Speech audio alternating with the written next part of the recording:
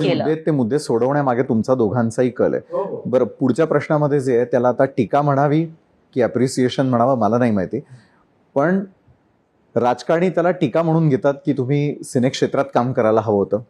जे तुमचे फॅन्स आणि फॉलोअर्स आहेत त्यांची इच्छा आहे की तुम्ही चित्रपटात काम करायला हवं होतं. मग अचानकपणे त्या मार्गी जात असताना किंवा महेश मांजरेकरांनी बऱ्याचदा राजसाहेबांना विनंती केली की तुमचा मुलगा आमच्या ताब्यात दे, हिरो बना के छोडेंगे. पण अचानकपणे बदललेला ट्रॅक कुठे घेऊन जाणार आहे? जे फॅन्स आहेत त्यांच्या इच्छा पूर्ण होणार आहेत का? नाही, ऍक्टर बनण्याच्या नाही. कारण मला माहिती आहे मी स्क्रिप्ट वाचून कॅमेरा ऑन केला तर मी कॉन्शियस होतो, मला नाही करता येणार. आणि ऍक्टर नाही होऊ शकत म्हणून मला वाटतं कुठेतरी समाजकारण चालू करू, कुठेतरी राजकारणात आलो.